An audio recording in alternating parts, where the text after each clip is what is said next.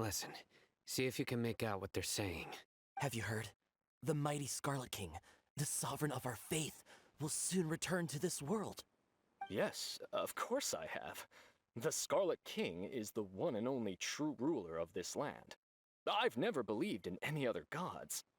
Still, you say he's coming back, but it sure doesn't feel like life's about to change around here anytime soon.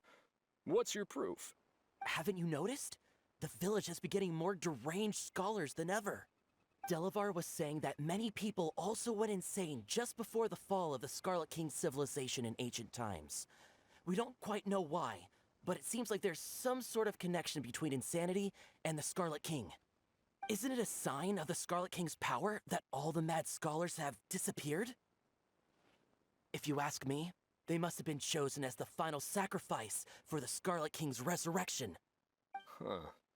Now that you say it, that does make some sense. Does this mean our lives are finally going to take a turn for the better? Exactly. Those city folks will get what's coming to them. Now, repeat everything you've just said from the very beginning. Huh? Who are you? Where did you come from? My patience is running thin. You heard what I asked. Yeah, bro, this guy's something else. Just look at his eyes. One wrong move, and he's gonna flay us alive. Let's not get on his bad side, okay? I am no match for this guy. Oh, okay, good sir. What is it you would like to know? Tell me about the Scarlet King's resurrection. Well, I only know a few things from hearsay. I went for a drink the other day and heard others talking about a rumor that the madmen will disappear, and that the Scarlet King will return to this land. I'm not making this up, I swear! Hey, go on, keep talking. It's true. It's all true, sir. We desert folk have had more than enough of those people at the Akademiya. They keep sending us all their mad scholars and won't let us have a good life. Would you want to live like this if you were in our place? The radicals were even more thrilled than me when they heard the news. We're all praying for the Scarlet King's speedy return. Delavar also said that once the Scarlet King returns to our side, it's only a matter of time before we conquer the land on the other side of the wall. They're all willing to serve under the Scarlet King and fight for a share of the glory. Is that so? Seems like he still wants to know more. Keep talking. Got it. At first, I told myself it was just the drink talking, but then all the mad scholars vanished without a trace, just as the rumors said. Please, don't beat me up just for mentioning these rumors. If I'm guilty, then everyone else around here is also guilty. I'm just saying what the others said. The people here really like the Scarlet King, but dislike the Dendro Archon. Where is this radical person you talked about? I haven't run into him over the past few days, so he probably hasn't been around the village. What about you, man? Have you seen him at all? No, not at all. We wouldn't dare lie to you. He's really not here right now. Sounds like you're not too close with the radicals. No, of course not. All we know are their names. I have many ways to stop you from talking. And many others to stop you from sending warning messages. So you'd best just stay home and hope I don't hear of you trying to contact anybody. Don't do anything until I've gotten to the bottom of this. Try something foolish, and even Candace won't be able to protect you. Yes, got it. We'll do just as you say. That scared Paimon half to death. Sino is pretty terrifying. He didn't try to reassure us at all. It's like he's used to hearing that. Oh, Paimon bets lots of people have told him that before. I heard that. Sorry. It's part of being a Matra. The rumor we heard just now seems like a strong lead. But we need to check a few more places.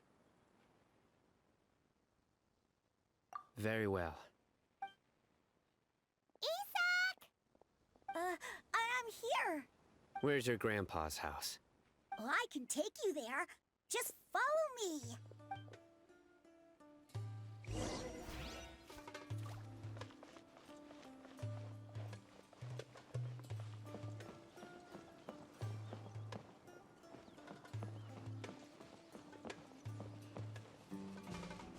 Grandpa, he likes to be alone. Sometimes he stares at the sky in a daze, and other times he just pokes at the ground with his fingers. Every now and then, he yells out at the top of his lungs, so a lot of people are really scared of him. But he's a good person, really. I know he is. I swear, he's just like my real grandpa.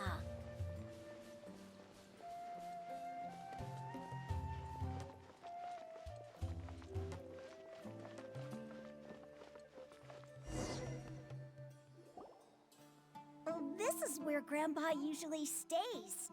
There sure isn't much here. No.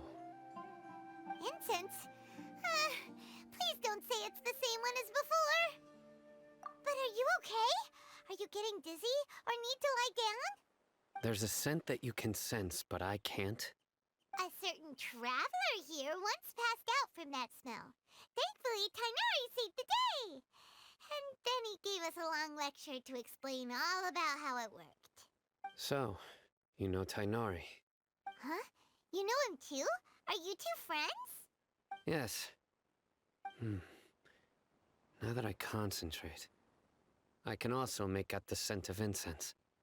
Wait, surely Tainari didn't lecture you too. No, no need.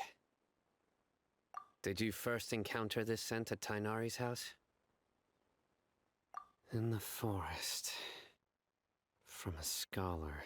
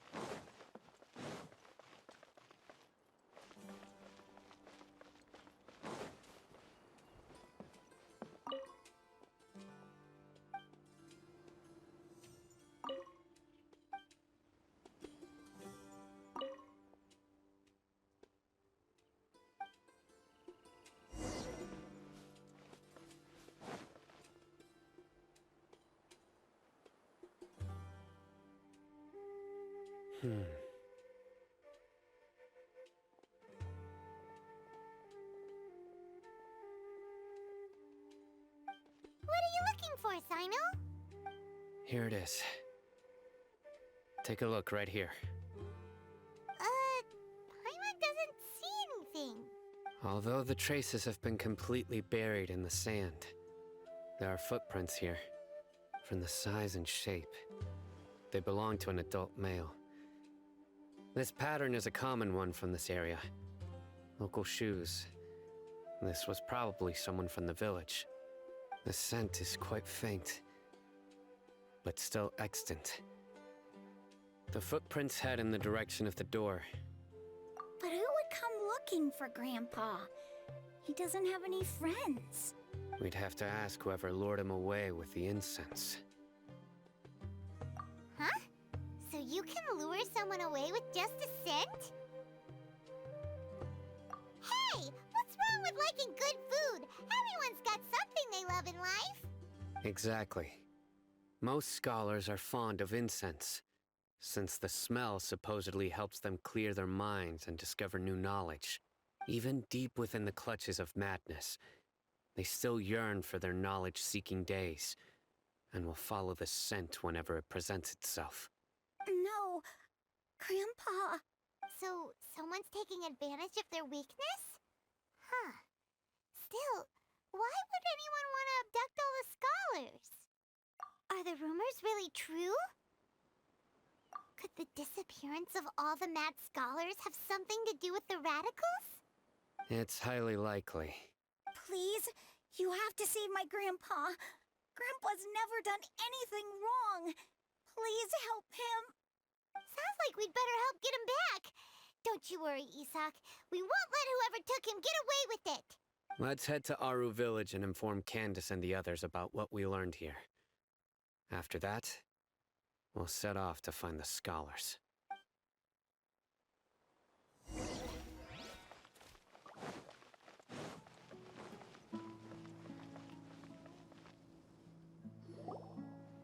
Right. The darker fabric definitely looks a lot better. That'd be my choice, too. We're back, Candace! We've got a lot to tell you. Ah, welcome back. Sounds like everyone's friends already. Oh, Dia's here too! You bet. So, everything goes smoothly? Reasonably. Alhaitham didn't go with you? We haven't seen him at all. Huh. I saw him around the village entrance earlier and figured he was investigating with you. I guess he must have gone off on his own. Did you find out anything useful? I see. So someone used a kind of incense to lead the exiled scholars away from the village.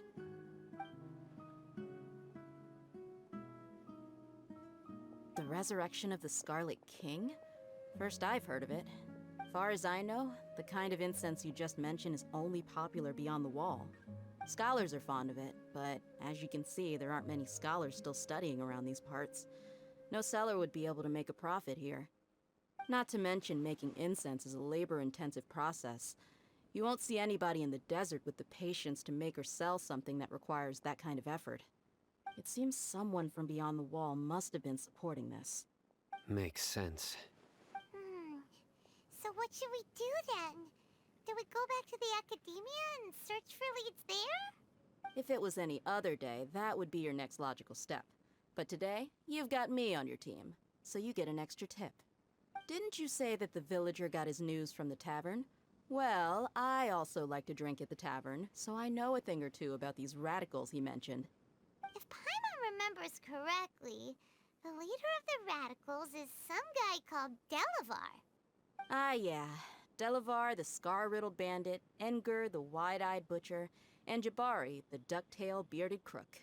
The whole lot of them are known around these parts.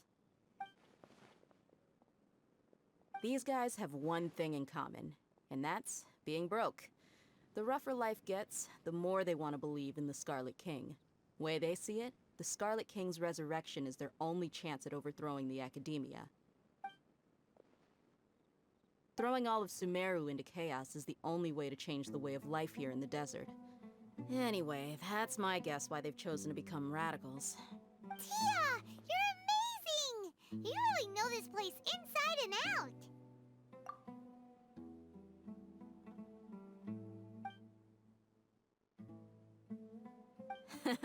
No merc can afford to slack off on gathering intelligence. Every mora I've spent in the tavern has been a valuable investment. Let's head out. Now hold on, you're staying right here, Sino. Why? Aru Village is not a big place. Outsiders stand out here like a sore thumb. I'd bet word about you has already gotten out. The desert is unforgiving, so the way of life here is also a lot tougher than on the outside of the wall. You survive on making connections out here. Compared to you, mercs like me are just third-rate amateurs. I've got no actual fighting skills to speak of. But that also makes it a whole lot easier for me to gain the locals' trust. I need to go around and ask some questions, but it'll be difficult if you're with me. Fine. Good, then we've got a plan. The Traveler and Paimon will go to Caravan Rebot with me, and we'll try our best to figure out where the Mad Scholars have been taken. Sino, you'll have to stay in the village and continue investigating on your own. All right, sounds like a plan.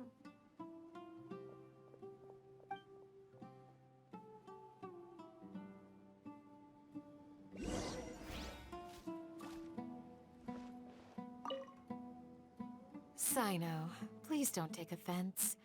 I'm sure Dia just wants to help everyone solve their problem as quickly as possible. That's why she can be so straightforward at times. I don't mind. Ah, I see. Well, From the way you were staring out into the distance, I thought you might have been mulling over Dia's words. No, I'm used to being treated that way. It's natural to fear strength. I take no objection to it.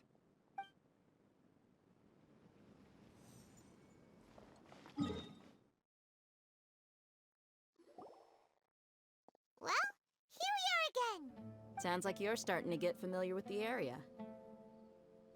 Paimon's amazed every time we see the wall of Samiel. How can a wall this tall even exist? It's almost unreal. I know what you mean. I had the same question every time I walked this way when I was a kid. Also, why is this high wall here? And can a wall really block sandstorms? It was only after I grew up that I realized the wall of Samiel isn't just there to keep out the sandstorms. It serves a more important purpose, keeping out people like us. Sumeru is run by wise and mighty sages. To them, us desert dwellers are nothing but tools that can be used and discarded at their whim. We're cheap labor, like livestock, but easier to control. Nothing more. Even if a child from the desert got the chance to obtain an Akasha terminal, almost all their requests for knowledge would be denied. The Akademiya believes we're underserving. Geniuses like Sataria are 1 in a million. The other children never get a single chance to try and rewrite their fate. Even though the Akademiya knows very well that we're humans, just as they are. That's terrible. I would tear down this wall with my own hands if I could.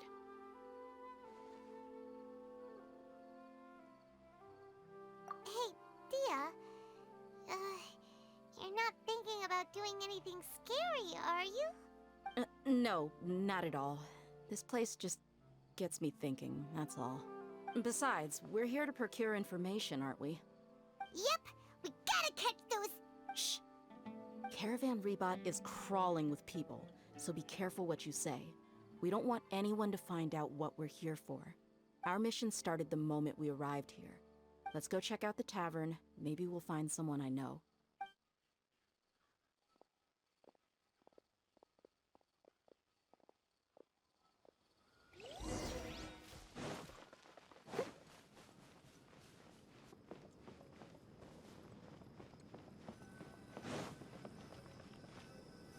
Just our luck.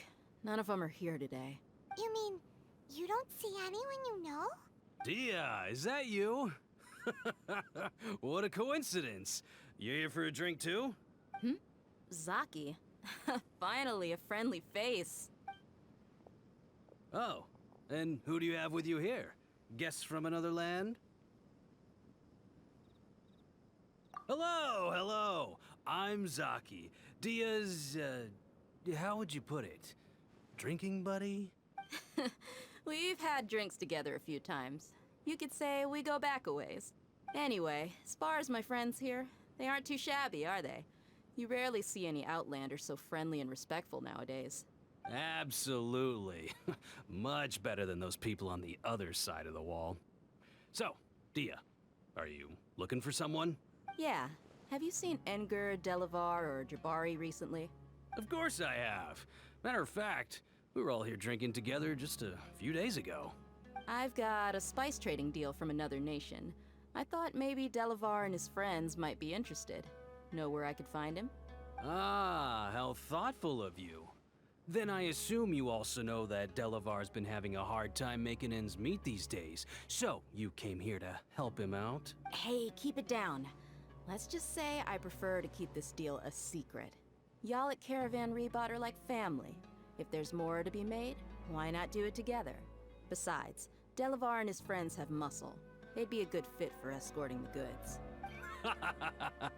Yes, how considerate of you. Delavar's my friend too, so of course I can take you to him. Come with me.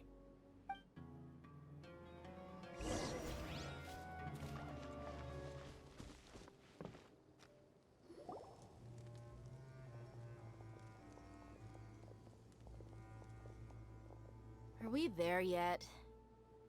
Yep, this is the place. This place is practically deserted. What are they doing in a place like this?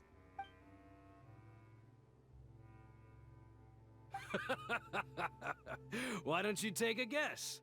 Go on, a wild stab in the dark. You're like lambs to the slaughter. Oh no! It's an ambush! What's this all about, Zaki? Come on, Dia. You really think we didn't hear about what you said back in Aru village? The boys have kept a close eye on you from the moment you set foot there. Not only do I know that you're looking for Delavar, I also know that you've teamed up with people from the Akademiya to look for the missing scholars. So, you've been watching us from the very beginning? Uh-oh. Paimon knew leaving Sino behind was a mistake! And you left the strongest one in the village, didn't you? Who do you think you are? You really thought we'd fall for your little business deal nonsense? So you and Delavar have been partners all along. Dia, I guess it's only natural for a traveling mercenary like you to be out of the loop. Those of us who hang around the tavern have stronger bonds than you think. But you got one thing right.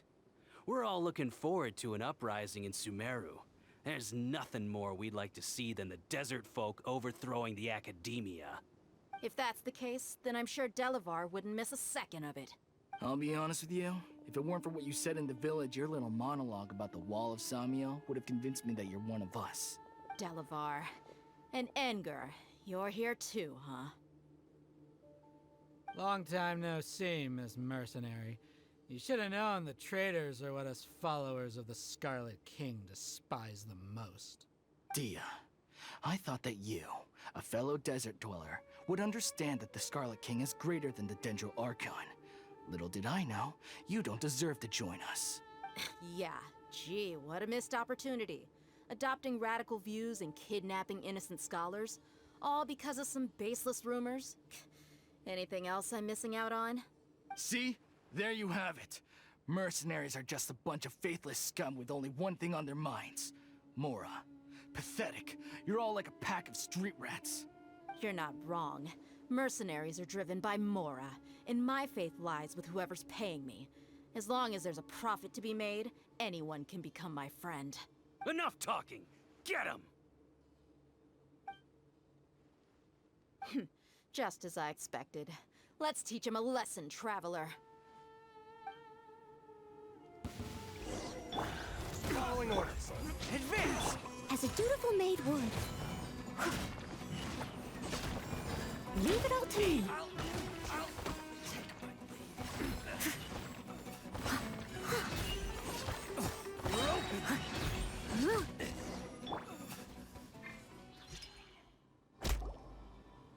Impossible! How could you? So, what do you think about your meticulous network now, Zaki? How did you say it? It's only natural for a traveling mercenary like me to be out of the loop. I'm guessing your informant told you that I'm just an incompetent merc with no real fighting skills, correct? I mean, that is what I said after all. And of course you would believe everything he reported. The only thing you know about me is that I'm a mercenary, but you've never seen me in action. Even though you heard we went to handle monsters together, you believed that Candace was the only one doing all the real fighting. That so-called Flame Mane is just a fraud. She admitted it herself. She just uses her connections to gain the trust of others. That's what you thought, right? Ugh. You lied in the village because you figured that we'd have people watching you. And you were stupid enough to fall for it. I figured as much the first time we drank together. You all thought you were so smart. Pathetic. Okay, that should be all of them. Whoa! So you've been planning this since we were in Aru village?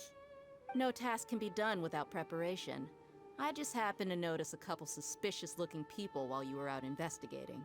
Oh, but instead of catching them right away, you let them report back. Those two who were snooping around were just a couple small fries. If we want to get the real catch, we have to be patient and give it some time.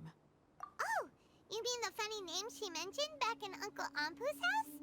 The wide-eyed butcher, scar-riddled bandit, Paimon can't remember them all. That's just a bunch of drunk talk. Edgar and Delavar like to talk themselves up when they're drinking. Edgar, the wide-eyed butcher, and Delavar, the scar-riddled bandit, are the nicknames they came up with for themselves. Alcohol has a way of making people share what they really think. So Edgar and Delavar are always rambling in the tavern about how the Scarlet King is a superior deity. What about Zaki? He's just a numbskull who fell right into our trap. Zaki was probably the best hidden of them all. My initial plan was to find Delavar first, and then try to track him down. That's what you wanted to ask when we were at Uncle Anpu's house, right? Jabari is one of the villagers you talked to. You know, the one who wanted to treat Isak and his grandpa to some food. Wait, so he's a radical too? No, he isn't. I just needed to tack on a random villager name to make the eavesdropper think that I was making some wild guesses based on my impressions. Wow, what a genius idea! Well, that's an expert mercenary for ya. Ah, you're too kind. It was straight from the usual playbook, if I'm honest. So, that thing you were saying before, is it really true? About what? About how mercenaries only care about Mora, and that anyone's a friend as long as there's a profit. Does that bother you? What makes you so sure? Dia, do you dislike the Dendro Archon like the other desert folk? You two are pretty sharp. No, I don't have anything against the Dendro Archon. I've heard a lot of nice things about the Lesser Lord from Dunyarzad. I can understand her devotion and gratitude. Dunyarzad's just an ordinary person.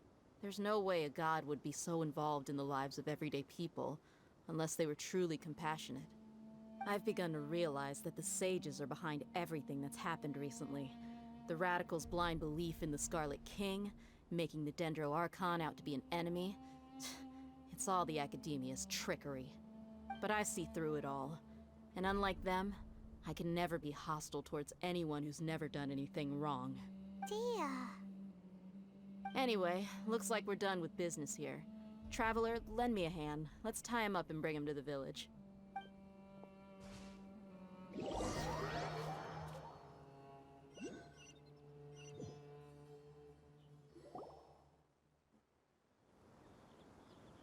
This should be all of them. I'll let you take it from here. All right. I'll be in touch. Until then, please stand by. Candace, do you need any help? Candace will be okay on her own. I trust her, so you can too. She's been guarding Aru village for quite some time now. If anyone is qualified to question the offenders, it's her. While I'm questioning them, why don't you pass some time by exploring the area? I'll meet you back here tomorrow morning, Traveler. As for these idiots, let's just hope they live to see another day.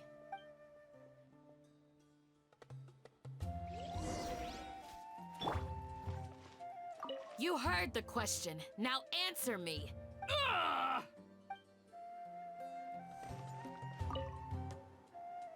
Candace is an expert at dealing with people like this. All we have to do is wait for her word.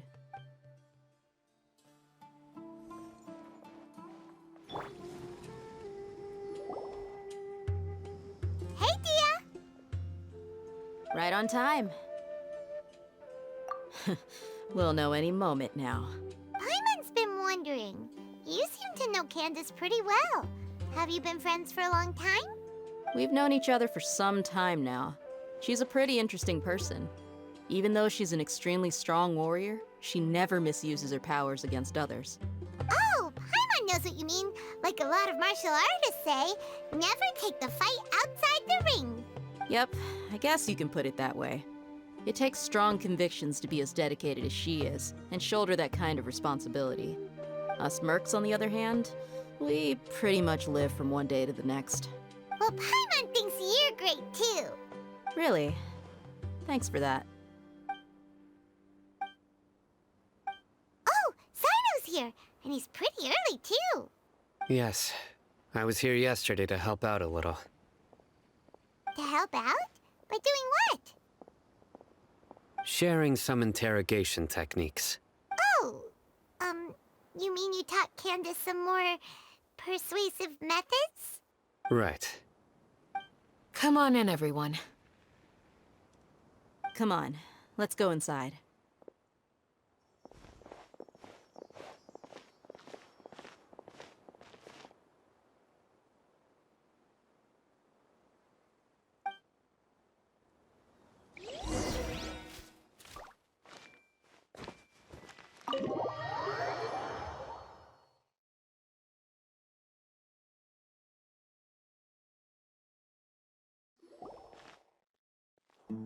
Candace, where... Whoa, you look furious. Do I? Huh. What gave it away? Oh, there's no mask that can hide true bloodlust. Cover up your eyes, and it'll still show itself at the corners of your mouth. Perhaps I need to work on my composure. Still, it's perfectly understandable why I'm angry. I'm sure everyone present would agree. Yes, ma'am. Please, don't beat us anymore. We're gonna die. Well, looks like Sino taught her well. You fear death yourselves, yet you do not hesitate to place the lives of others at risk. The absurdity is mind-boggling. The ones you call mad scholars are known to us as the Village Keepers. They are vital members of our community, and some even count them as family. You come here, to my village, and you treat my people as nothing more than stepping stones towards your goal. Tell me, what would you do to you in my position? Mercy! Please have mercy! You've made your bed.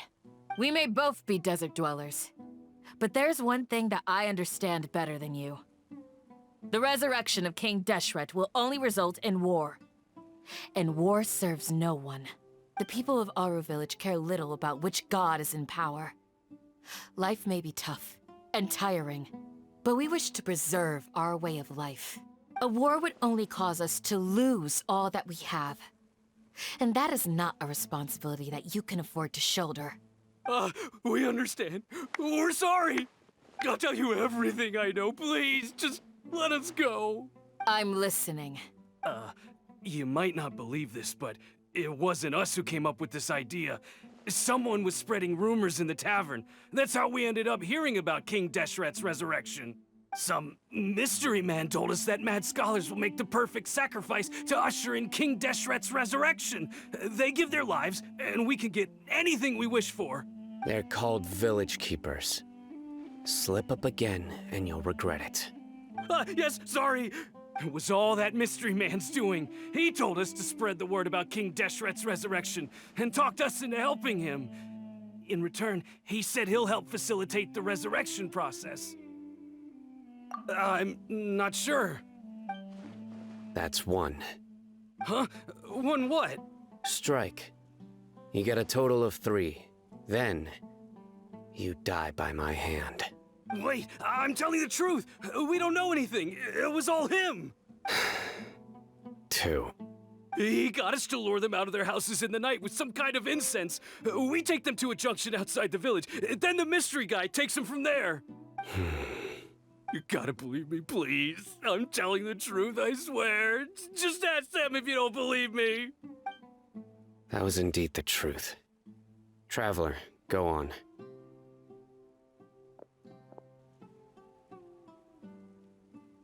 You have to believe me. If I knew that, I would have told you his name right away. I'm not risking another beating to keep his secrets. No way. That guy, he wears a cloak, and he's always careful to cover his face. He calls himself King Deshret's envoy. I believe I may know what's going on. Uncle Anpu? What do you mean?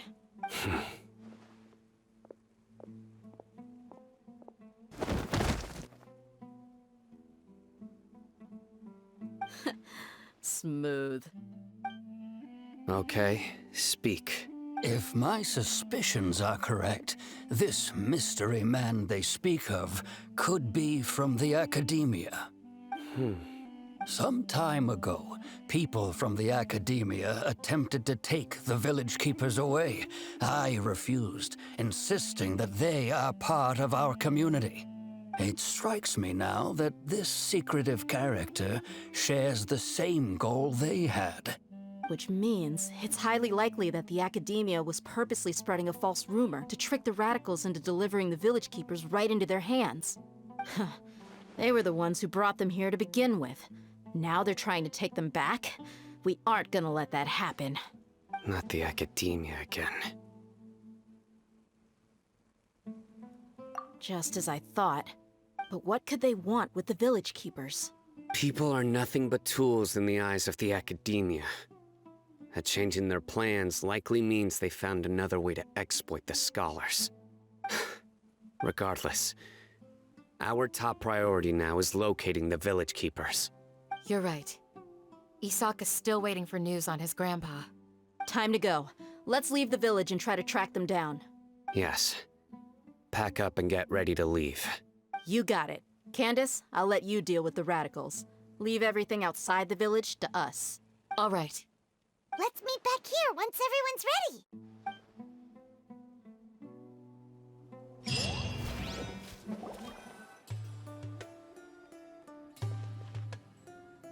Let's get some food in us and then we'll... Whoa!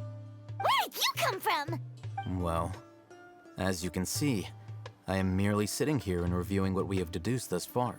You were gone for ages! And now you're suddenly sitting here musing to yourself? Where have you been anyway? Hey, what's with the silence? You never think things through before asking questions. I'm giving you some time to make up for that. Paimon's so mad! Paimon's gonna give you an ugly nickname! Never mind. Paimon's got nothing. There's just nothing super obvious to pick with this guy. It makes it so hard. Well, you've heard nothing to suggest I left this whole time. So clearly, I stayed in the village to investigate. Anyway, you plan to leave Aru village and keep searching for the truth of this matter, yes? Yep. We're not gonna find out anything more by staying here, so we thought that we might as well take the search elsewhere. Enough with the silent treatment! No. I'm just surprised that you decided to team up with him. All Hatham, you haven't helped us out at all ever since we arrived at Aru village. Bold of you to question our choices. Yeah, you're all talk! While you were investigating, I had my own work to do, which I've now finished. Really? Paimon doesn't believe you. To be honest, we aren't really a team, so I have no obligation to inform you of my whereabouts. Not to mention that going separate ways allowed me to find some important information that you all had missed. Huh? Right here in the village? Correct. What did you learn? I'm going to take you to someone. But before that, you need to understand where she's coming from. What does that mean? How do you think the residents of Aru village feel about what we're doing? In other words, do you truly believe every single word the villagers tell us? You mean, some of them lied to us? Hiding the truth does not necessarily equate to lying. Again, these people have their reasons. Remember what Candace said? Most people in Aru village don't necessarily care which deity is in charge of Sumeru. That's because whether King Deshret or the Dendro Archon has power is of little significance to them. By contrast, the perils of their daily lives are ever-present concerns. They won't simply share everything they know with you without good reason. That's why you believed there was no further information to be found in this village. Glad you're following along. Among those you have talked to, there's someone who was consciously keeping you out of the loop. In fact, she's been observing your every move since you arrived. The reason being, to someone who only wants to live their life in peace, any external factors introduce unpredictability into the equation. Those eyes. Those fierce eyes. You look like a real fighter. Don't change the subject. It's quite obvious that she's intimidated by Sino's authority and strength. Right. You were asking about the I mean, the mad scholars. She corrected herself mid-sentence because she's aware that there are King Deshret fanatics in the village. If she sounds too friendly towards the village keepers, she could easily make herself the radicals' next target. I think it's been a few days since I last saw them. I usually go to bed pretty early, so I'm not too familiar with what goes on at night. Remember? She made a point of denying her involvement in anything that occurs at night. But honestly, I feel quite sympathetic towards them. Even though they act a little strange, they've helped me in the past. If it weren't for them, my house would have collapsed long ago. After speaking to the village chief, it became clear that the village keepers had protected Aru village at night. In other words, the young miss was very much awake during that time. Then why would she lie? By getting involved with an outsider, she risks drawing unwanted attention to herself. As for why she might be so wary about all this, maybe you should ask her. I'll pass on this one. You said that she is afraid of me. If so, it's best if I stay out of this. We're on it!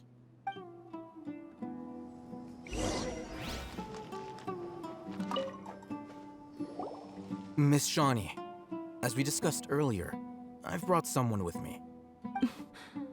Mr. Alhaitham, I'm aware of where you stand, but how can I make sure that your friends think the same as you? Huh? What do you mean? We need to clarify our stance or something? Go ahead and talk to her. You'll get the answers you want. Go on. Earn her trust. Is it really that simple? May I call you Traveler? Hi, Traveler. I want to ask you something. Do you think the resurrection of King Deshret can truly change Sumeru for the better? Why's that? That's very similar to what Miss Candace says. I know you two are friends. That's why I'm willing to talk to you, even though I do have some reservations. Before, I wouldn't even have the courage to ask something like this. Traveler, do you believe our lives will get better?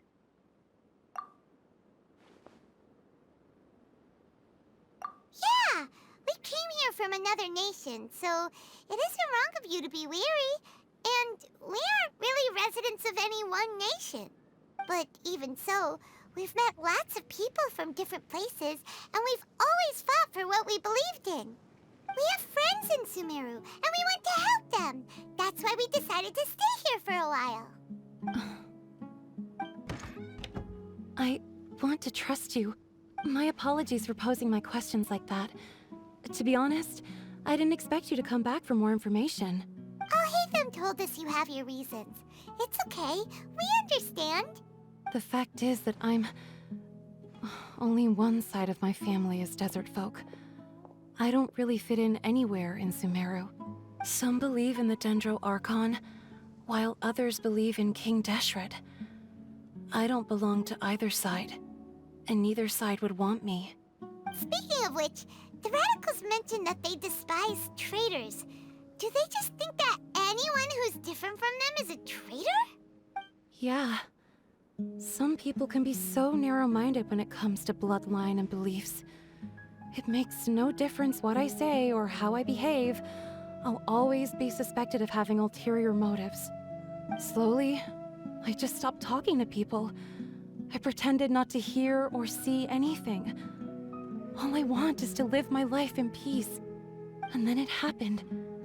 The village keepers who had helped me disappeared with no explanation, and I didn't dare breathe a word about it to anyone. Until now. You can tell them. I'm sure he'll keep your secret. All right. I'll tell you what I told Alhaitham. I actually have a sharper sense of hearing than most. Sometimes, I hear strange crying sounds in the night. There are ghosts? Perhaps. I'm not sure. It's faint, but it's definitely the sound of crying. It comes from far away in the distance, and always carries very raw emotion. It used to be louder and more frequent, but ever since you arrived in the village, it doesn't seem to happen as often. And when it does, it's much quieter. I have to focus really hard to make it out. I confirmed this with the guards on night duty. They also have someone with a good ear, and he's heard similar sounds at night. But, because we're in the middle of a desert, he would rather believe that they are the cries of beasts than ghosts. There's really nothing around these parts, except for an old hospital not far from the village. I think they used to use it for treating Elazar, but it's been abandoned for years. Yeah, let's go!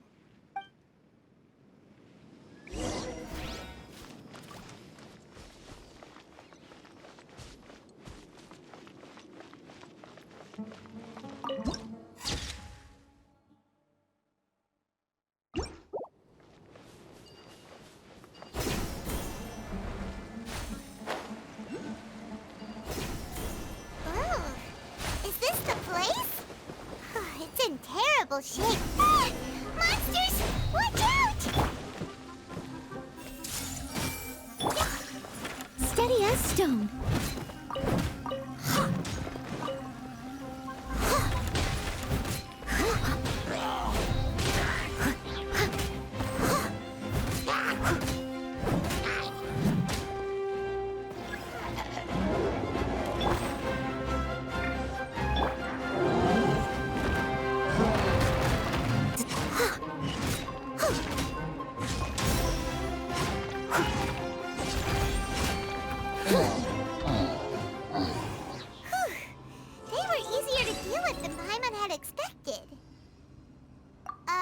Super strong bandits? Or monsters taller than buildings dropping out of the sky? Or, something like that. He looks super serious. We gotta stay on our A game too. This is the one.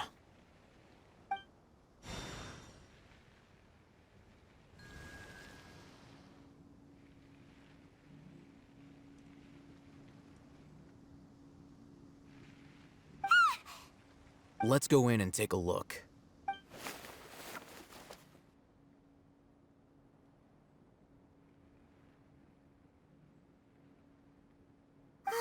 Hey, we haven't found squat. Are you sure we aren't wasting our time here? Patience. Shawnee says she only hears the crying at night. We have time to burn. Until then, I'm taking a break. And just like that, he sits down. Wait, he even brought a book to read? What are you reading? Let Paimon see! Okay, sure.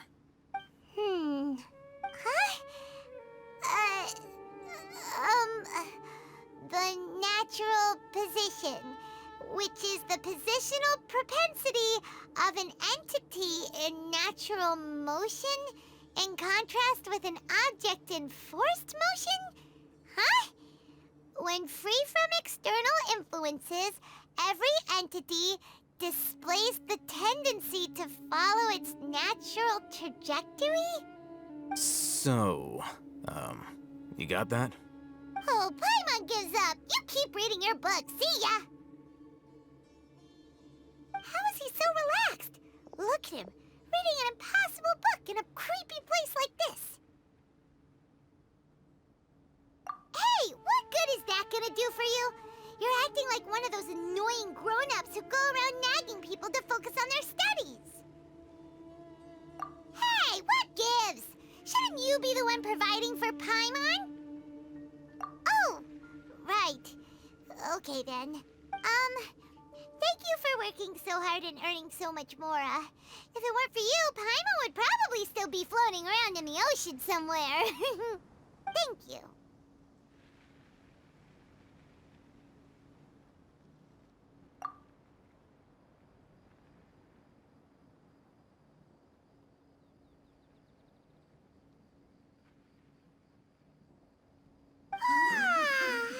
Paimon's getting so sleepy.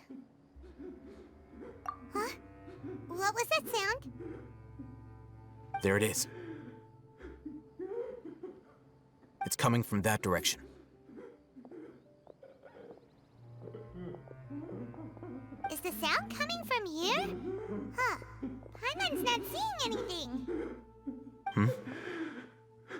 It's from below. But there's no way we can get down there. Something is off about the interior here.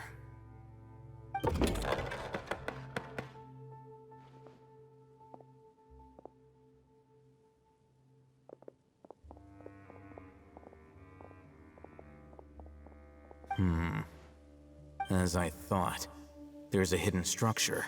Wow. It's like they tucked another hospital into this one. Oh, it looks like there are other mechanisms around here. Let's keep exploring.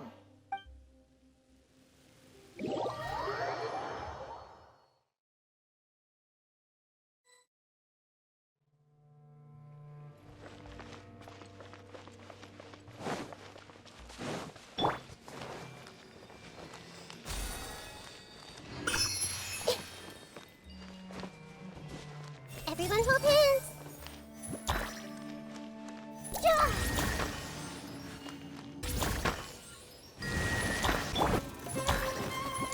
Yeah, yeah, yeah.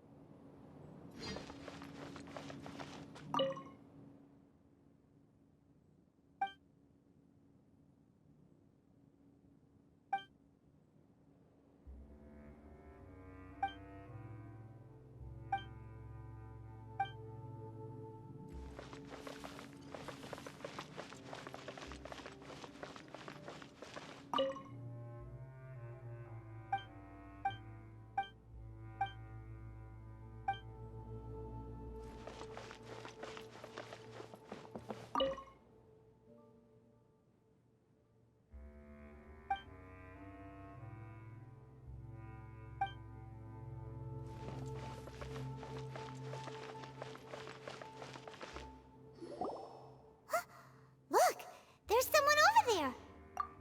Good idea. Let's approach him slowly without alarming him.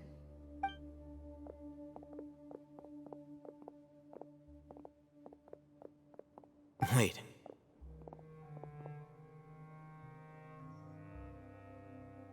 You're... He can't speak, and his eyes are unfocused. But he looks too young to be anyone's grandfather.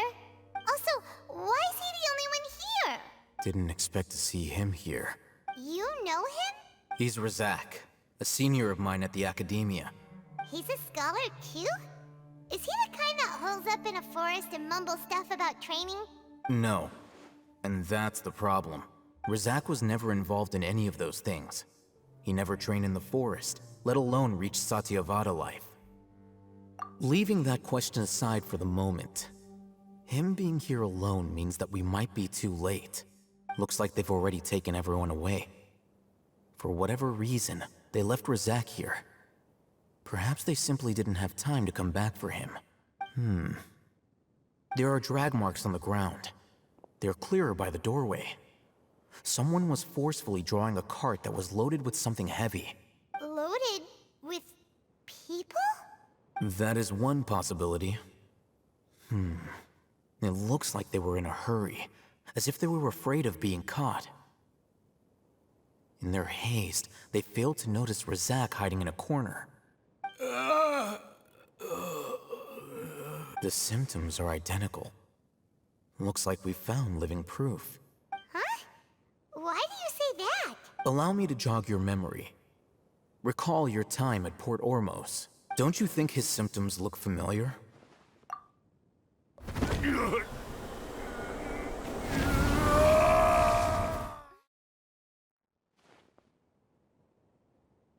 Oh, now that you mention it, they're acting the same way. Correct. The Akademiya is behind all of this. It isn't difficult to deduce their rationale. First, the Akademiya spread a false rumor of King Deshret's resurrection, emphasizing the role of the village keepers, the mad scholars who were exiled to Aru village. These rumors were all the persuasion that the radicals needed, and those based in Aru village leapt into action. Unbeknownst to them, of course, through rounding up the scholars, they were actually helping the Akademiya. As well as being able to exploit the radicals for their own ends, this scheme has one further advantage to the Akademiya. All the risks and responsibilities are offloaded onto King Deshret's followers. Life for the desert dwellers has been brutal ever since King Deshret's death all those years ago.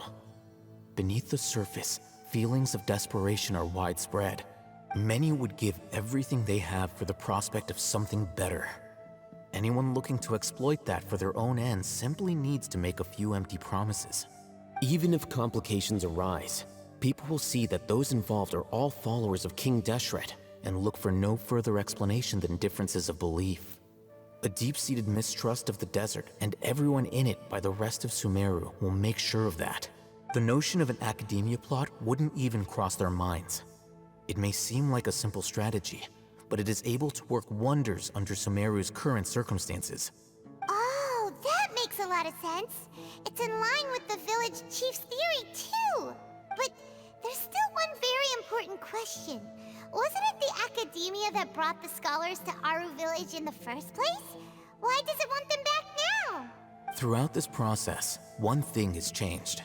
The scholars' identity. First, they were scholars. Then, they became lunatics. After that, they were exiles. And finally, they become missing persons. An exile is still patently a living, breathing human being. But when someone becomes a missing person, that is brought into question. If you can't find someone, you have no way of knowing what exactly happened to them. That makes missing people an ideal resource. Resource? For what exactly? One possibility is that the information in their brains could be extracted into knowledge capsules. Extracted? You mean canned knowledge comes from people's brains? With the technology of the Sumeru Akademiya, it's entirely possible. Perhaps the process caused them great suffering, which is why they cry out in the dead of night, when no one is watching them. So, the human brain... Nope, nah, Hyman doesn't want to think about this. I'm the Akademiya scribe, after all. I'm familiar with their projects.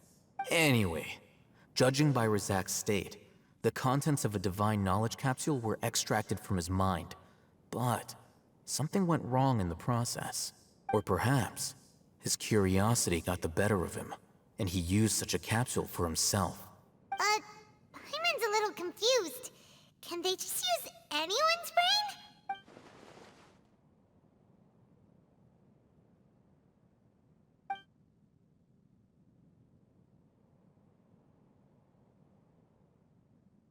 The look on your face tells me you've realized the answer. That's right. To some scholars, gaining knowledge about the gods is their entire life's pursuit. Extracting canned knowledge is just one of the extreme measures they turn to. However, I can't help but wonder, what do they seek to gain from divine knowledge? The Akademiya is going out of their way to look for forbidden knowledge. But what is their ultimate goal? I've spent quite some time trying to analyze the contents of the divine knowledge capsule, but to no avail.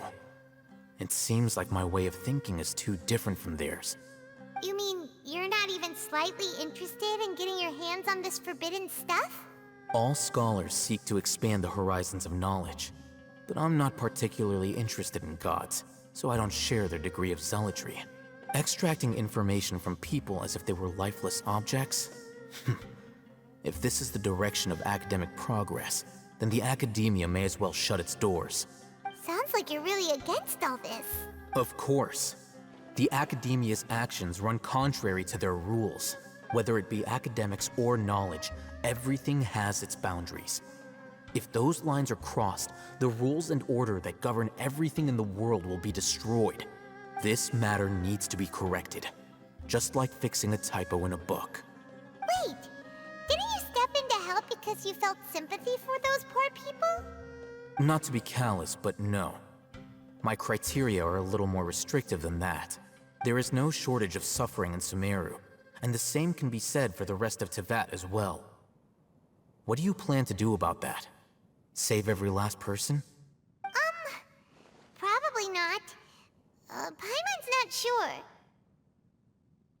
You can say that. Simply put, I don't blindly place my faith into strength or heroism. I do what I want. The Divine Knowledge Capsule is something I want to investigate in full. That doesn't mean I'm willing to take action for the sake of a few strangers.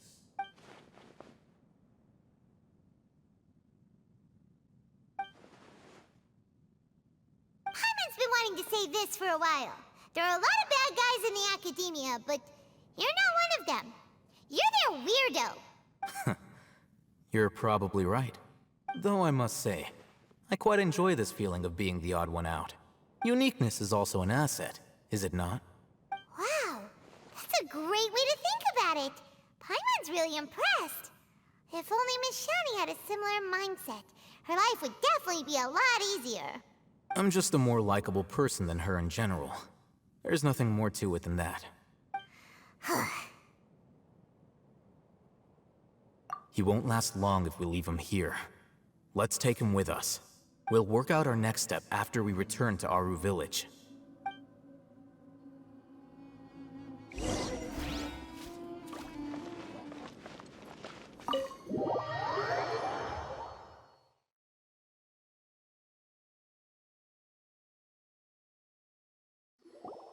We're back! You must be tired. You should rest and take some water. What's the situation? Who's this? Unfortunately, somebody who's too young to take on the role of Isak's grandfather. Nevertheless, he's one of the people we're trying to find.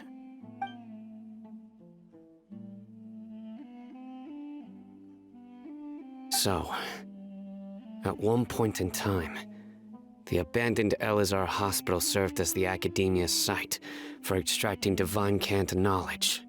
Yep, pretty much.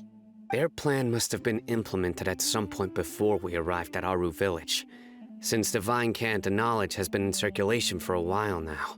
Yet, they fled once we were headed to the village, almost as if they knew we were on their trail. Why is that? Yeah, why is that? We may have a mole in our midst. One of us could be secretly revealing our whereabouts to the Akademiya. Huh? Are our friendships that shallow? Looks like none of you have realized wherein lies the issue. Sino, you're the reason why they can predict our movements. Wait, what's that supposed to mean? Choose your next words very carefully. It is simply a logical inference. I have my reasons. So what you're saying is, Sino's the mole. Interesting. And here I thought you were the most suspicious one, Alhaitham, since you were always acting alone. I know. You have a point. But I realized something as we were returning from the hospital. Sino isn't like any of us.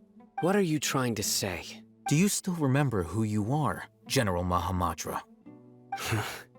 As a Matra, you are no doubt privy to certain kinds of information. Before you can take action against someone, you are required to have all the facts available, including the less than savory details. Simply put, the Akademiya has traditionally allowed you access to a wealth of sensitive information. Knowing their modus operandi, wouldn't you expect them to take precautions against you? If you want to raise a vicious wolf, you need to make sure that you can avoid its bite. The Akademiya is monitoring me? It's not that simple. The Akademiya has eyes all over Sumeru, but they have a special protocol for dealing with you. Every so often comes a Nyagarbaha Day. On this day, the Akademiya enters new information into the Akasha through knowledge capsules. I remember seeing a thick notebook next to the control panel once. Its contents were all about the General Mahamatra, his activities throughout the day, preferred methods of enacting judgment, everything. You're saying that the Akademiya entered my information into the Akasha too? But what's the point in doing that? My actions aren't important enough to be added into the Akasha. The Akasha is capable of computation. The Akasha's algorithms are entirely capable of predicting your movements using the data entered. When you would depart, the route you would follow, your destination. It knew all of this.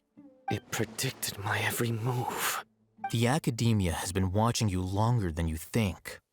However, the fact that you resigned is proof that their suspicions were well-founded. So that's how it is. Cyno adheres to his principles so strongly that he's actually a thorn in their side. Tenacity of will and steadfast faith are worthless to the Akademiya. They need scholars who are easily pliable and mindlessly go after anything they can profit from. Cyno, don't take it to heart. This just proves how much of a trustworthy ally you are. They escaped because of me. Don't blame yourself. It's not like any of us would have known. I have an idea. If they predicted my movements, then I might be able to guess where they went. Whoa, you bounced back fast. There is always an opportunity for safety after danger passes. Oh, so that's how it is! Paimon gets it now! If the Akademiya is trying to avoid Cyno, then the safest place would be... Yep, that's right! They'll want to proceed in the direction opposite of where I'm going.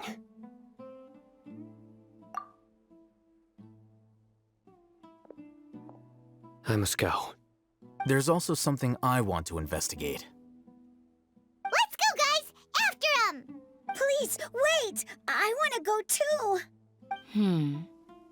You want to go too? If so, you have to promise you'll stay safe. I want to find Grandpa. I promise I'll be careful and not cause any trouble. Everyone, I leave him in your hands. Yay! Let's go! Remember to pack some food with you! Paimon feels like we're missing someone, though.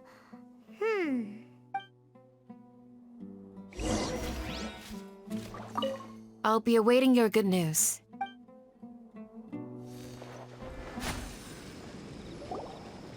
So, where do we go from here?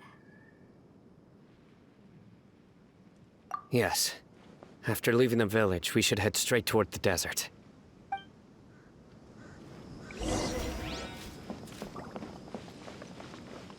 I know the desert like the back of my hand. Is that because you play here a lot? Yep. One time, Grandpa almost got lost in the desert, but I was the one who brought him back.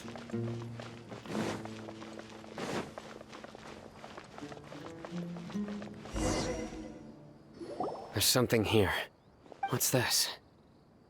It's buried in the sand. Looks like we'll need to roll up our sleeves and do some work. And Paimon thought running around everywhere was already enough work. Okay. So, we have to dig it out? Whatever's down there looks like it's buried really deep. These are likely fragments of an Akademiya-developed device, something akin to a headset. Looks like there were more than one village keeper. They must have been escorted this way because there are device fragments scattered around here. Let's split up and search the area. Chances are that we'll find other things nearby.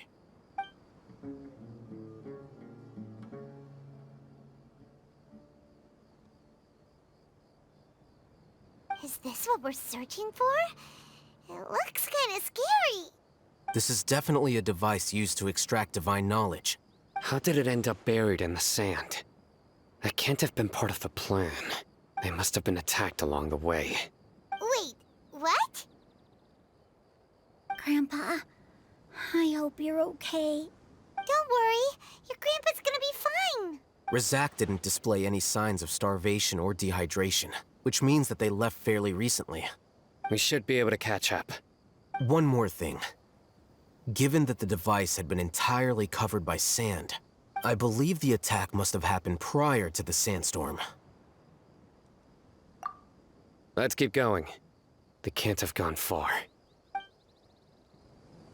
Ugh,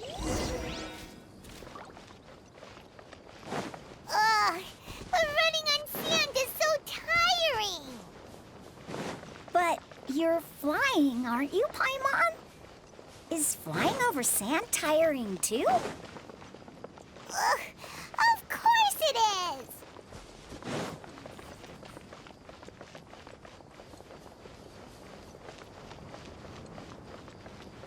Voices, over there.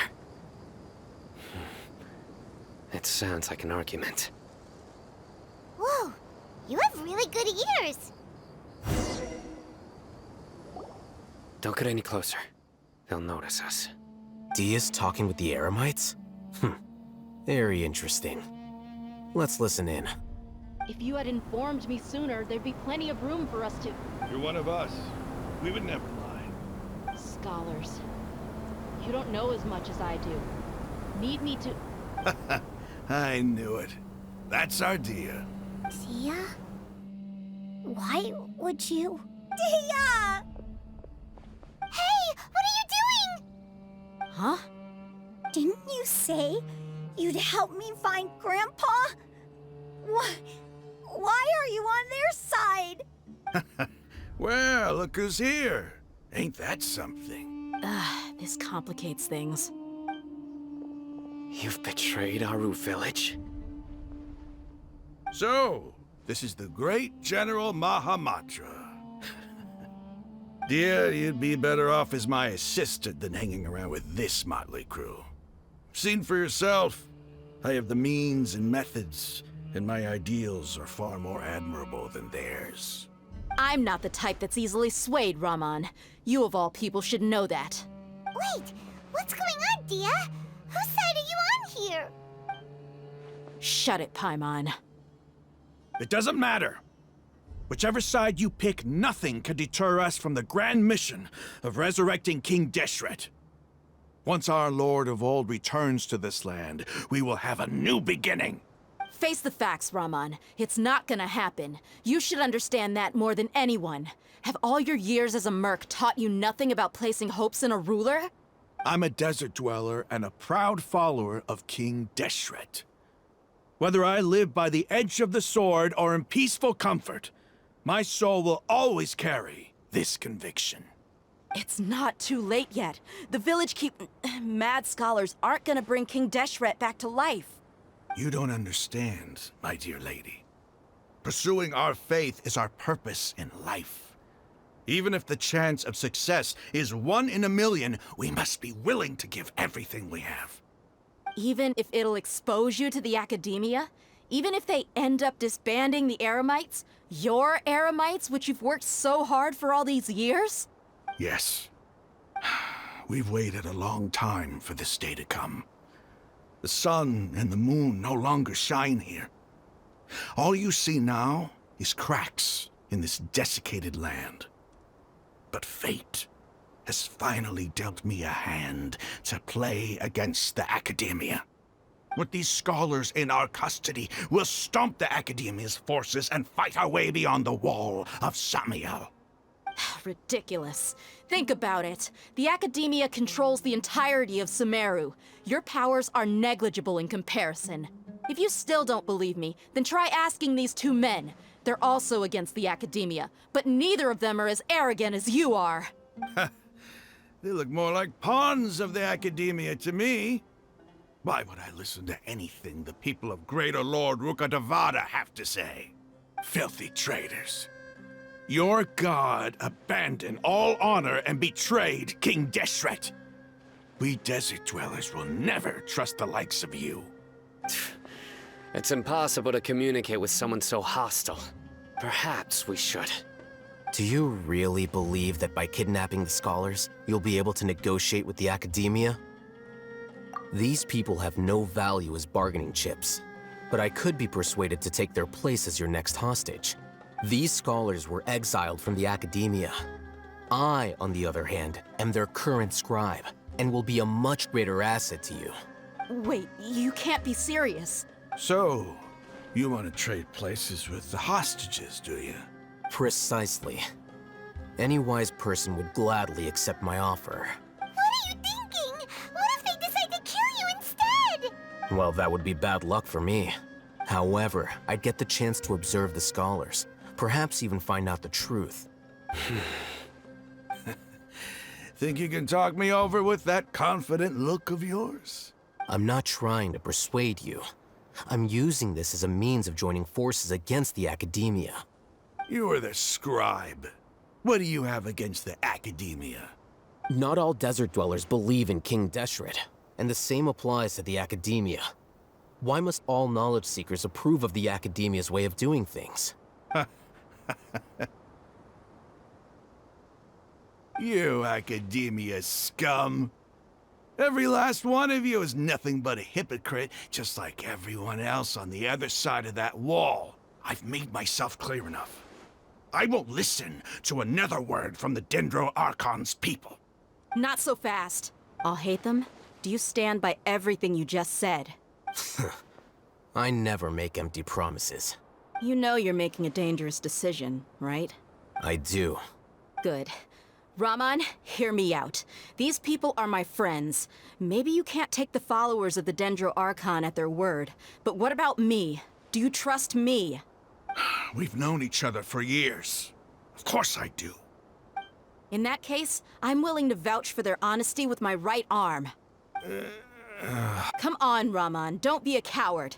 If you're serious about taking on the Akademiya, you need to steel yourself. You can't be afraid. An arm from the Flame Mane. You've piqued my interest. But what if you refuse to oblige? What should I do then? No one's a fool here, Dia. We're mercs. And mercs don't tend to live long unless they have their wits about them. You're not wrong, but this is different. I promised my friends that we'd bring back the village keepers together.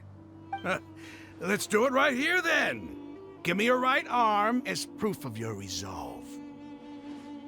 Don't listen to him! He's not even trying to negotiate! He just wants to make things more difficult! That's fine. Are you crazy? We came here to save lives. One arm for that many people is still a pretty good deal, if you ask me. Raman, I'm holding up my end of the deal here. You'd better not let me down. Sure. Go ahead and cut off her right arm.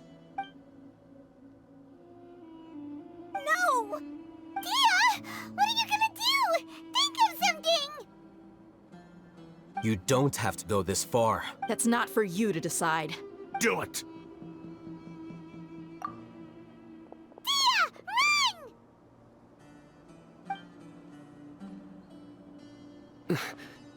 Run!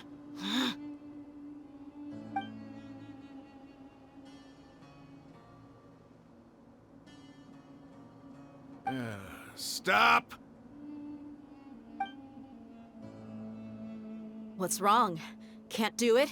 Flame Mane, you and I are both desert folk. Cutting off your arm is no different than cutting off my own fingers.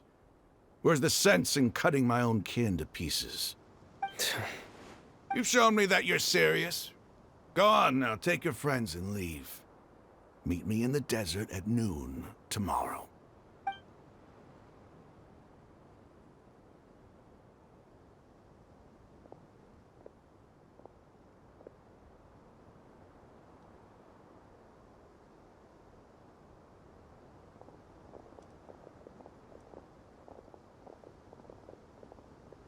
Phew. I was really counting on him not going through with it. Dia!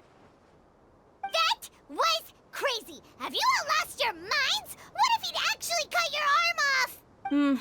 Then I just have to hold my claymore with my left arm.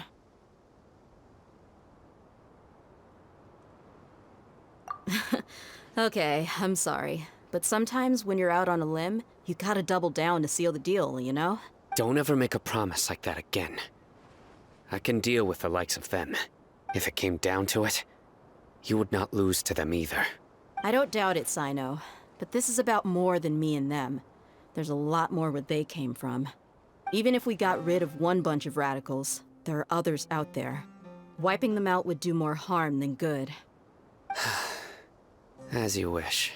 I'm sorry, Dia. I should have stayed put and listened. I should have trusted you. It's okay. I promised you I'd help find your grandpa, so I'll do whatever it takes. Whatever it takes? You just might be scholar material. Huh? Are you serious? The Eremites once said that I was a lunatic. Perhaps a little madness is essential to be successful in research. Why does it feel like he's using his praise for me as an excuse to brag about himself? Okay, let's get moving. We should head back to the village and rest up. Today was just a trial run. Noon tomorrow is gonna be the hard part.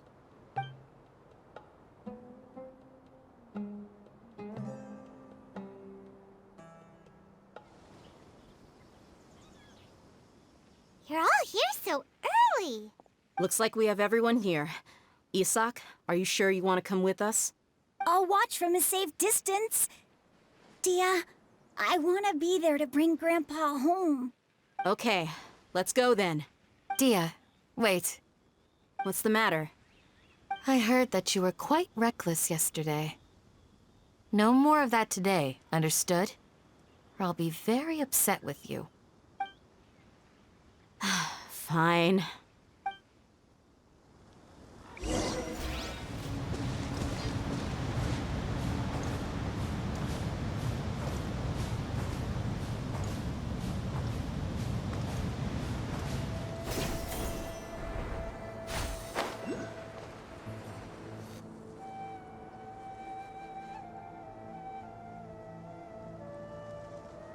Huh.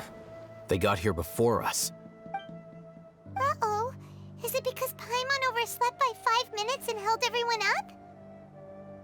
Is everything ready? Absolutely. Although, you brought fewer people than I imagined. Bring him over. Grandpa! Why is there only one of them? Rahman, I've always thought of you as a man of his word.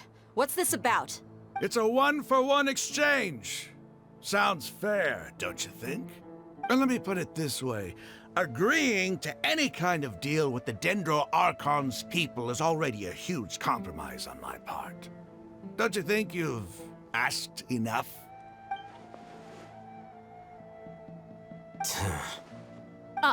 You stay right there!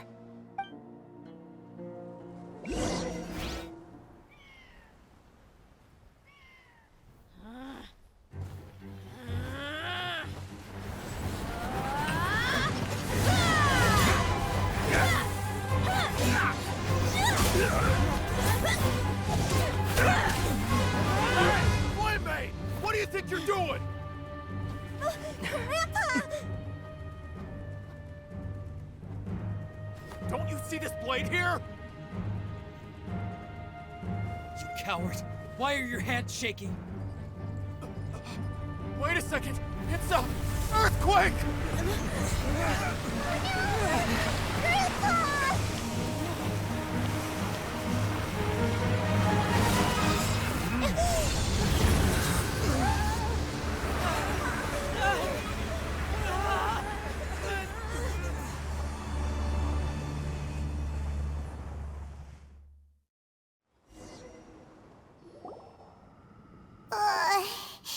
Paimon's dizzy.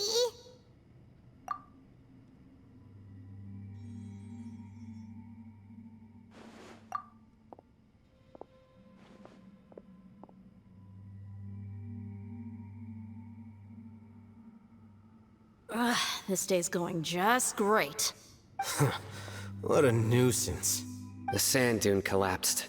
I saw an energy field. The village keeper protected us. It glowed green with dendro. Just like you said, it may well have been the remains of Lesser Lord Kusanali's power inside the scholar's body. The Dendro Archon. The present one. Grandpa? Grandpa? Oh no, he's getting confused again. Hey, look around you. Did there used to be a temple here? It seems that when the sand dune collapsed, it exposed these underground structures. The symbols on the gate belong to King Deshret's civilization. This structure must be ancient. Over time, the sandstorms completely buried it and left it in the state we see now. It could have been an underground palace in the distant past. Oh, a miracle. Praise King Deshret! What's he doing here? And his men too? They must have fallen down here with us. Pretty lucky if you ask me. Most of them seem in really bad shape. Except for him. He got off lightly. Mind your head. No, this isn't the time for conflict. Our exalted lord has shown us the way to his sacred palace.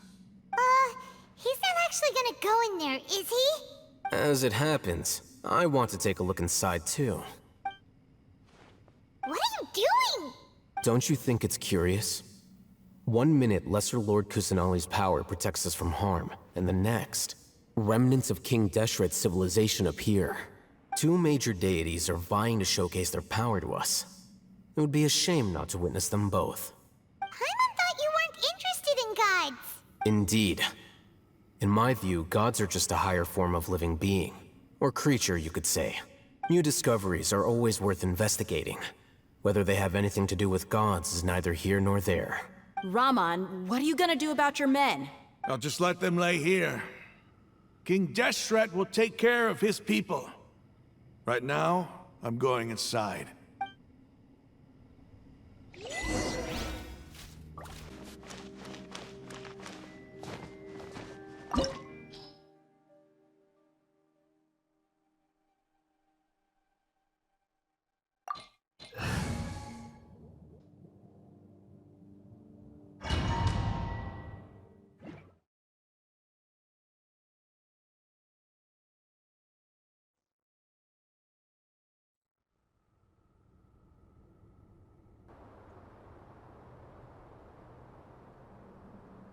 It's full of life here.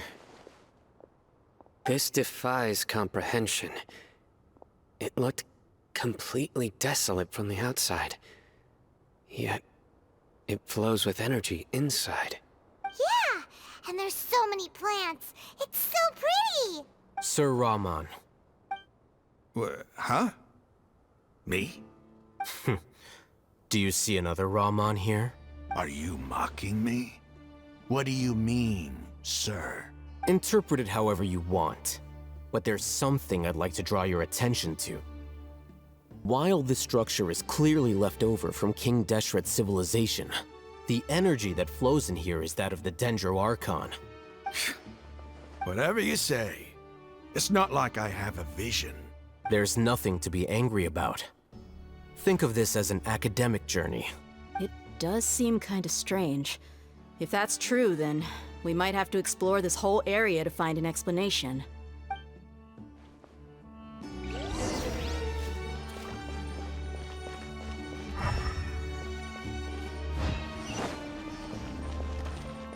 We're way behind schedule.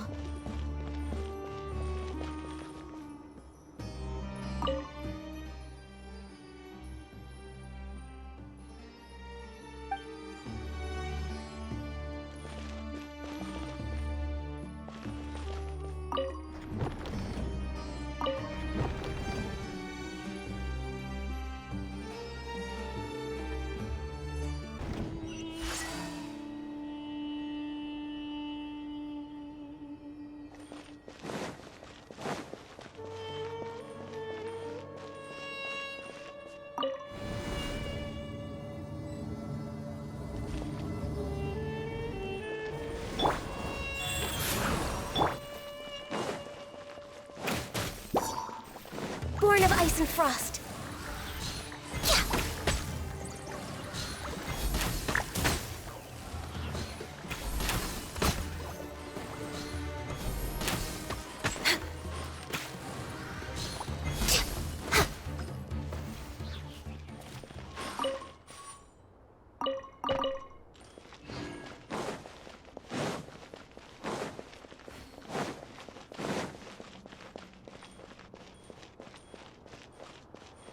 Next on the agenda.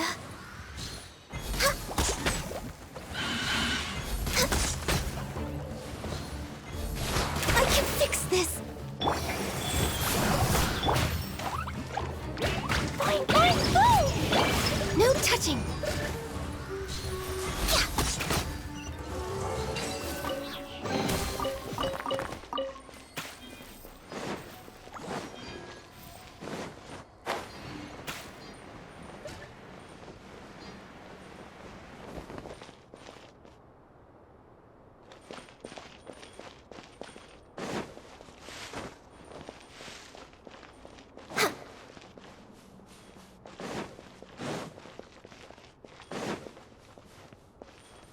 Next on the agenda...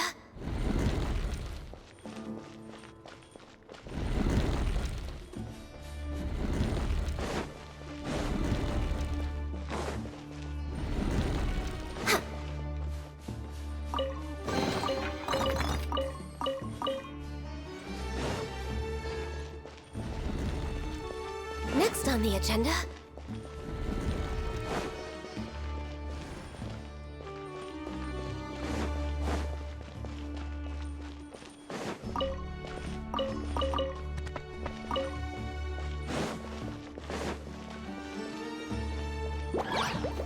Access denied. Dumpty Dumpty go! Boing boing boing!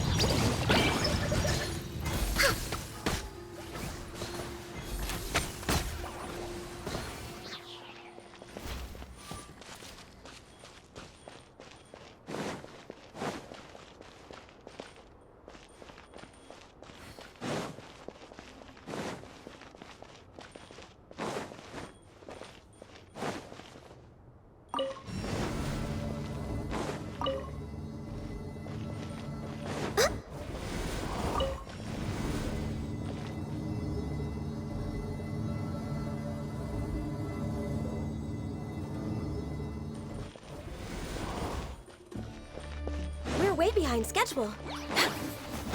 No touching. Pew! Dumpty Dumpty go! Sparks and flash! Pew! Yeah. Woo! Woo! Yeah.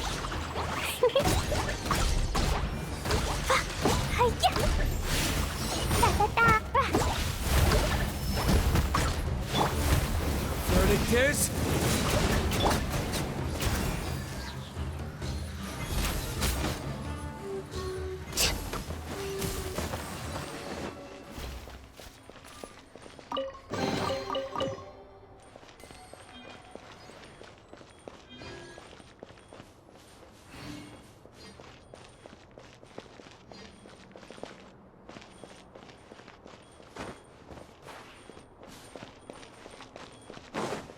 Next on the agenda... We're way behind schedule.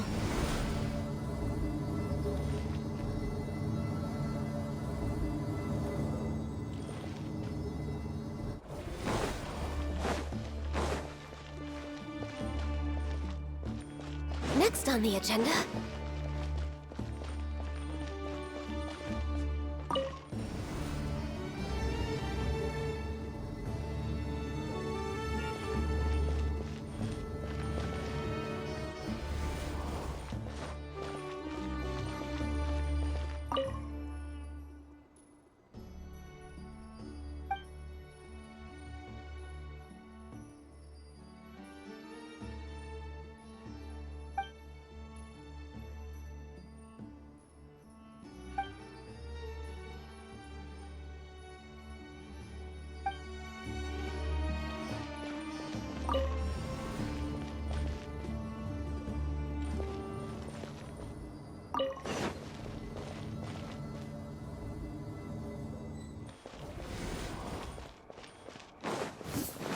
Born of ice and frost. La la la. Blaze over. We're way behind schedule. Ugh. Come on, focus. Go. No touching.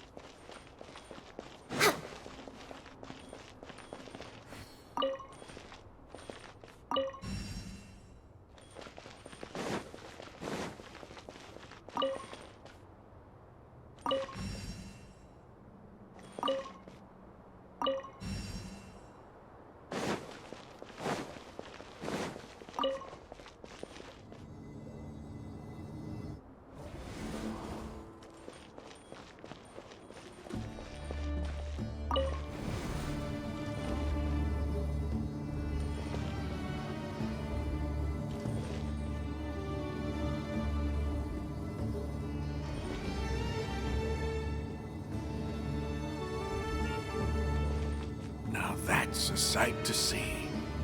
King Deshret's splendor surrounds us. There's so much vegetation here. It's different than what I expected.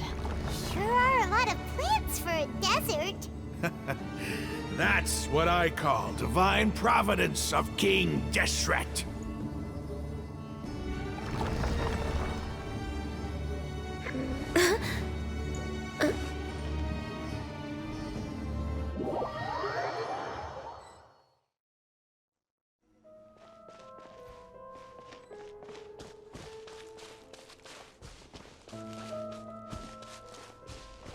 It's getting brighter! Oh, it looks so beautiful!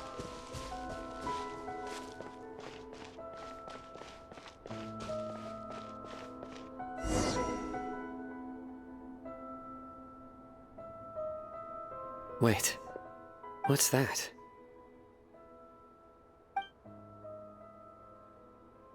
A load of flowers, and it looks like there's something among them.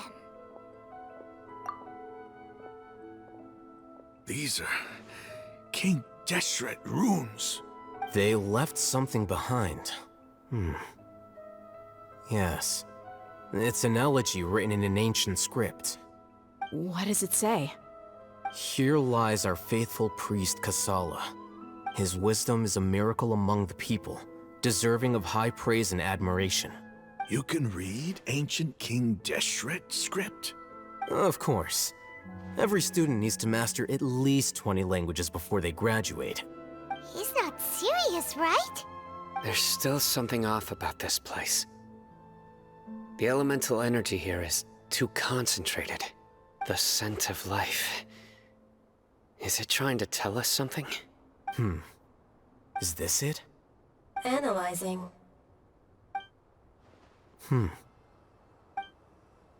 There seems to be a hidden message among these skeletal remains. Excellent. There's a device from King Deshret's civilization in this gravesite. I'll transmit the information over and project it for everyone to see. Isn't sharing knowledge against the Akademiya's rules? Yes. However, under the circumstances, I'd prefer you to see this for yourself. You'll understand after watching it.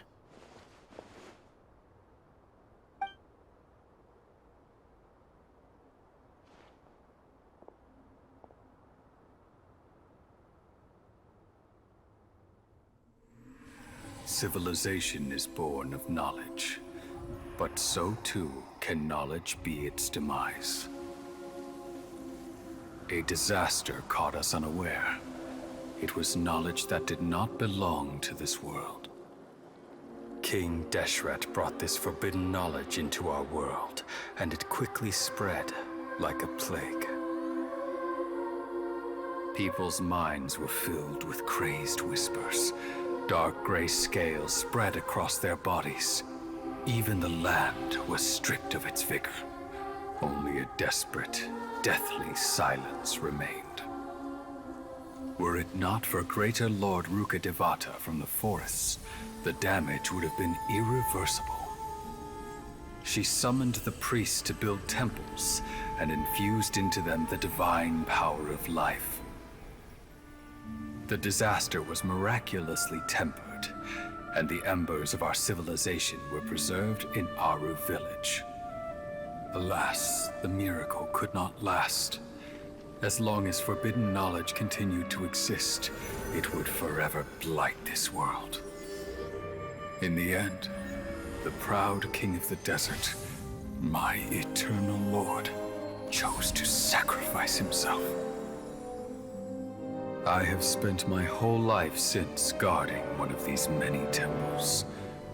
But now, my duty is coming to an end. As I close my eyes for the final time, the sight of that noble deity will appear in my vision once more. In helping King Deshret to eradicate forbidden knowledge, she exhausted her strength, and her form became that of a small child. How strange. Now that I think of her, I no longer have any fear of death, for I sense that the spirit of life will abide with me during my eternal sleep. Children of the desert, cling no longer to past grievances, but hold tight to the memory of this act of benevolence. What was that? The priest's memories. No, impossible. Greater Lord Rukkhadevata. So the former Dendro Archon and King Deshret were never enemies at all. But this doesn't make any sense. The Dendro Archon's followers, they're clearly... Was that the former Dendro Archon? She became so tiny in the end.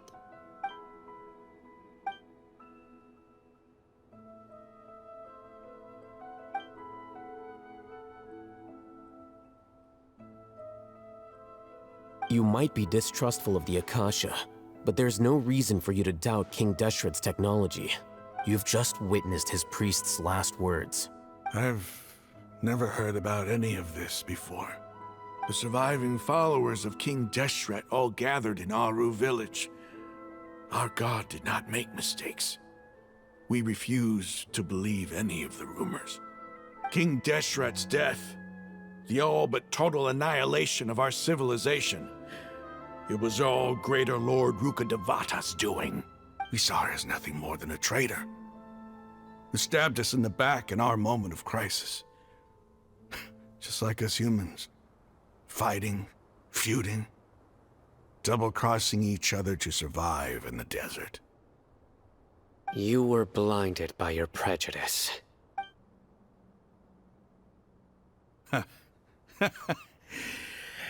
If I hadn't seen this for myself, if I hadn't witnessed his last words with my own eyes, ears, and heart, how could I ever begin to accept this? The truth is so far from what I've always known. Am I really supposed to believe that after all these years, all this time seeking revenge, suddenly now my enemy is my savior?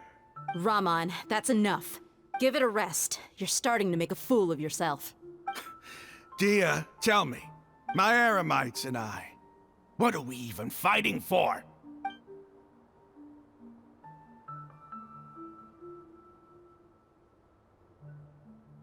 Hey, how you doing? I'll live. Thanks. I should probably go. Can't just stay here forever. What's your next move gonna be? Oh, I know what you're going to ask. I feel deeply ashamed of everything I've done. You'll get everything you're asking for. But please, give me some time. After everything that's happened here today, somehow I need to explain it to the others. It's not gonna be easy. Well, I guess that's for me to deal with. Dia, this is where our camp's located. Make a note of it. When would be a good time for us to go? Tomorrow. I'll convince everyone that we're all on the same side. And I'll return every last one of your your village keepers. We'll share our other resources with you too. You seem to finally understand that our true enemy is the sages. Yes. The gods never gave up on anyone. It's the people responsible for all this that need to face the consequences of their actions. That must have been rough, but he seems to have figured things out now. Raman's no fool. Being the leader of your own faction in the desert is no easy feat. It's too bad he was held back by his belief in King Deshret. But now that that's changed, I guess we have a few more people on our side. The outcome, at least, is favorable. We should get going too. Let's head back, have a proper meal, and a nice, long sleep. We'll need all our energy tomorrow.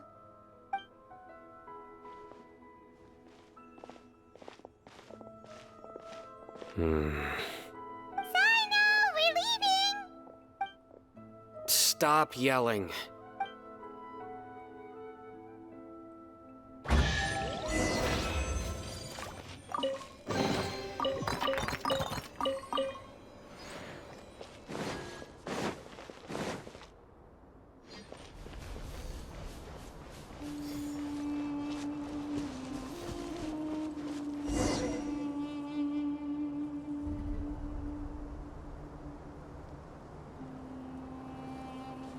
Raman, we're here.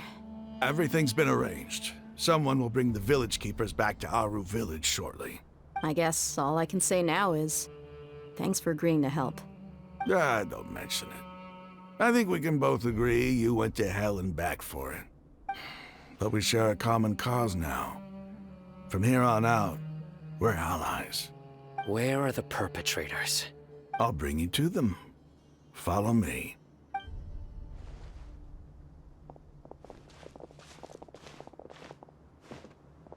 So these are the people who kidnapped the village keepers. Oh no, it's the scribe! There's no need to yell. No one can help you now. We've been all over the desert trying to find you! That's right.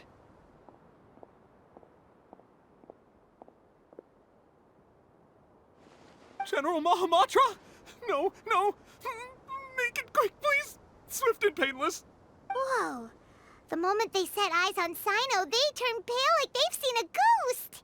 You should have known that I would be coming for you. Wait, we were just following orders! You know what I'm talking about, right? There's no way we could have done all this by ourselves! No, not Sino! He's gonna tear us limb from limb! I could do worse. Please have mercy! Start talking. Otherwise, I'll have to resort to other methods. So, your superiors have kept you quite busy recently. Why?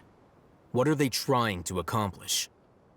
They, wanted to extract canned knowledge. Don't play dumb. You know what I'm really asking. They extract divine canned knowledge. Then what? I really don't know how to explain it. Well, you better start talking or you'll be sorry! You don't want to make things any more difficult for yourself, do ya? Be my guest.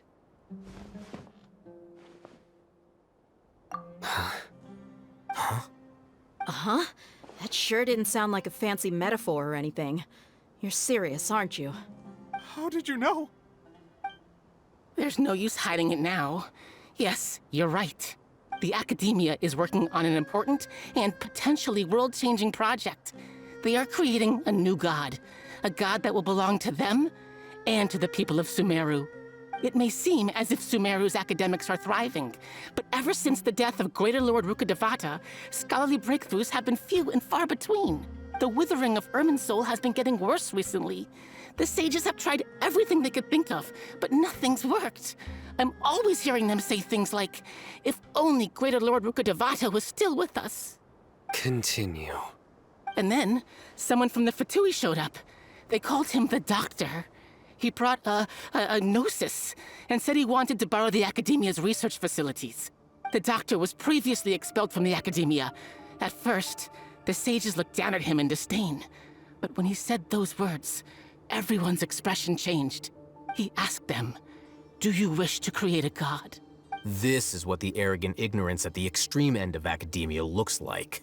First, the Akademiya spent a long time constructing a divine vessel, which was based on an exquisite humanoid puppet. After that, they harvested dreams via the Zeb-Zerus Festival Samsara, maximizing the Akasha's output. With the Doctor's help, and the Akasha now functioning at maximum efficiency, they were able to use it to extract the power from the Gnosis and convert it into a divine core. Next, they decided that their new god needed to possess divine wisdom. For that to happen, they needed a huge quantity of divine canned knowledge. It adds up. But how do you determine whether the knowledge extracted is of divine origin? Call it an educated guess? The Akademiya has been trying to figure out the exact source of the scholar's madness for centuries, but to no avail. Nobody can explain the cause of this phenomenon. Surely you can see what that implies, Scribe Al-Haytham. If it's knowledge no mortal can comprehend, then it must be something only gods are able to decipher. In other words, it's the source of the God of Wisdom's omniscience and omnipotence.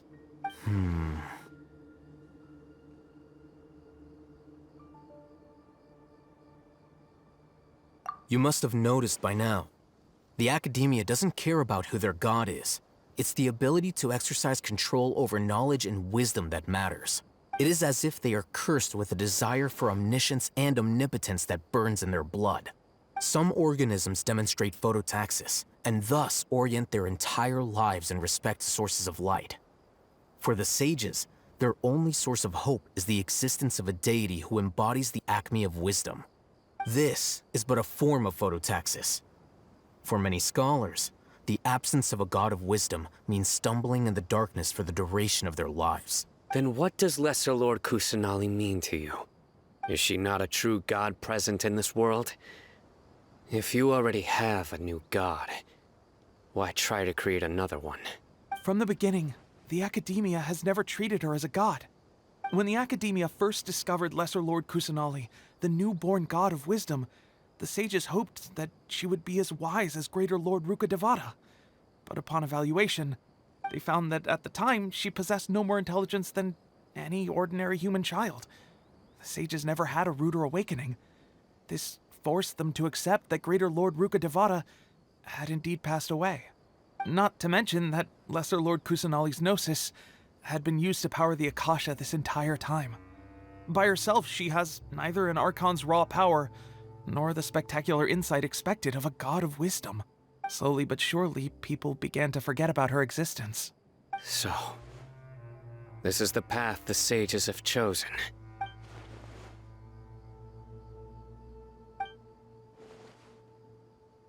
All right, let's try to keep our cool. If everyone's in a bad mood, then let's change up our scenery. Raman, give me a few men to help us escort the village keepers back to the village. And these two scholars, they're coming too. Sure, as you wish.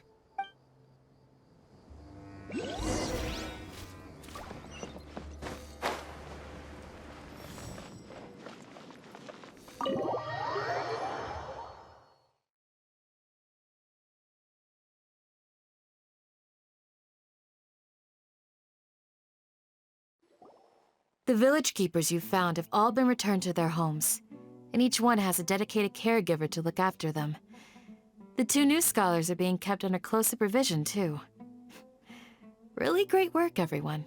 The atmosphere is so heavy.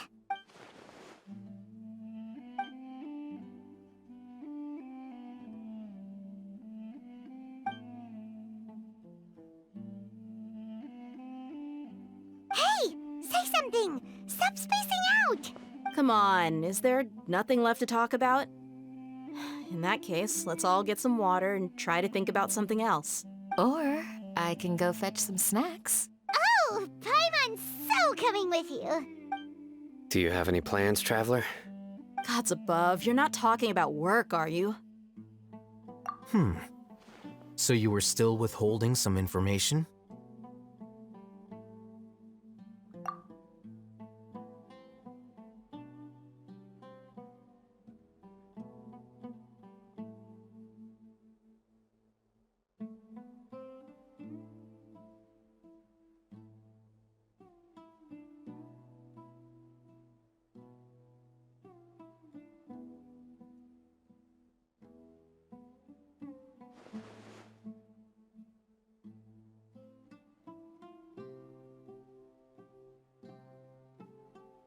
Even though we lived through all of this firsthand, it still feels super surreal to hear you talk about it again. What a whirlwind of a story. I felt like I was holding my breath the whole time. It seems like there'll be more issues to face in the days ahead than I'd anticipated. Still, now's a good time to make our next move. Now that Raman's joined us, we'll be an even stronger team. It's time to make a plan. Indeed. These events are a flagrant transgression of the rules in every sense. We cannot allow it to continue. So, everyone, are we on the same page? Crush the sages and rescue our god. That is our ultimate goal. Well, let's brainstorm a little more about what other resources we can draw on. The next time we gather here, we must have a solid plan. Yep, it'll work out for sure.